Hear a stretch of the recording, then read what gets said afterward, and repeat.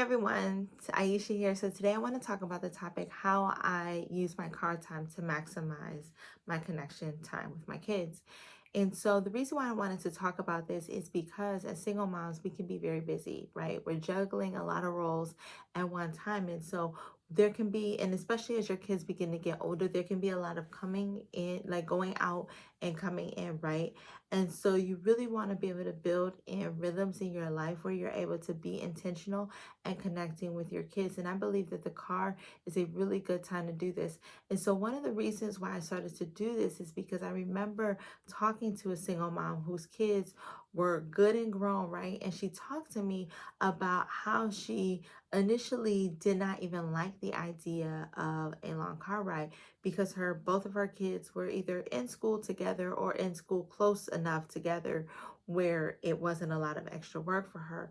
But then she ended up enrolling one of her kids into a different school, which was across town, which meant that the car time that they had would be a lot longer.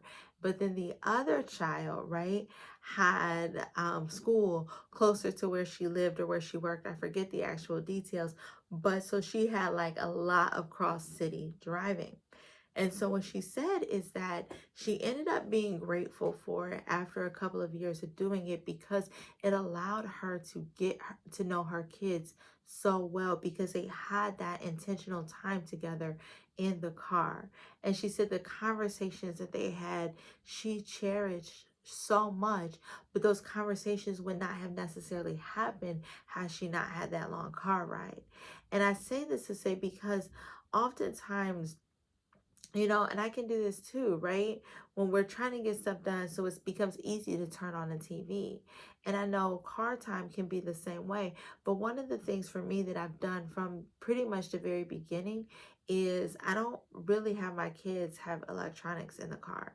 Very rarely will my kids have electronics. So while we're in our car, it's literally we're either praying, talking about something and bringing it back to scripture. But more often than not, yeah, we're praying or we're finding cool things that we see, that we're driving past and we call that out.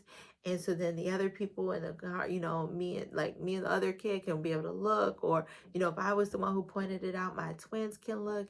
And so that's what we're doing. We're sharing interesting things. We have interesting conversations.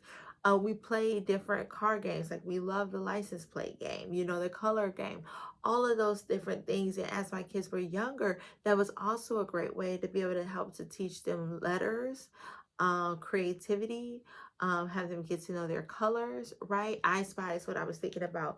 I spy something red, right? Like that's what we would do.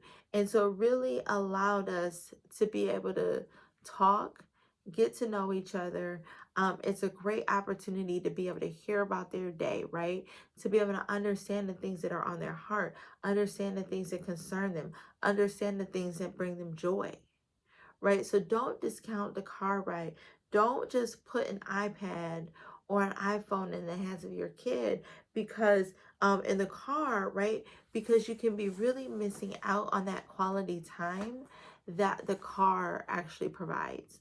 And so I just wanted to encourage you because we really want to be able to look for different areas of connection points with our kids, right? From the time that they're young as they grow up, we always want to be able to look for those intentional connection points. Because when they go off to school, they're going to be spending a lot of time in school. So we always want to make sure home is center base for them. Home is forefront in their mind, and that they know that they can talk to you about anything. And I think that that really begins with establishing the rhythm of allowing that car to form as that as that connection for you and your child, and really about turning off the electronics and tuning in and being present with your kids. And it doesn't have to look like what I do, right? You can come up with your own questions. And I remember in a dollar store, I've seen it before where they have like little road trip games. And so it's this little booklet, and it wants you to be able to find license plates from all 50 states, find these different items, right? And it's kind of set up in a way where it's like a challenge where you can do those things, but those things are also helping your child learn. It's helping to be able to build creativity rather than just sitting on an iPad. And yes, I get it. You can do games and stuff on an iPad, but I really believe that there's something to putting down those electronics, minimizing that blue light that's like coming in their faces, right? But just really being able to tune out the distractions, because when you tune out the distractions, you can really be able to tune into each other and build that relationship, which is amazing. And so I hope that this has encouraged you. I hope that this is giving you some other ideas. And I hope that this just allows you to think about things a little bit differently, and to help you to be able to figure out how to have more intentional connection moments with your children. And so make sure you like this video, love it, subscribe, share it with a friend. And yeah, definitely like it. And leave a comment and let me know how this has helped you. And also grab a copy of my book, Navigating the Impossible, a survival guide for single moms from pregnancy through the first year of motherhood. It is available on Amazon. And in that book, I talk about how do you manage through the impossible when you find out you're pregnant and you're going to be a single mom, right? So how do you move forward after that? How do you move forward after heartbreak? How do you move forward in your finances? How do you move forward and find peace, right? This book is really about pushing forward, how to move forward, even when things look hard, even when things look impossible. So definitely pick up a copy of that book, give it as a gift to a friend, and it'll definitely bless you or your friend. And so thanks for tuning in. Have a good one. Bye.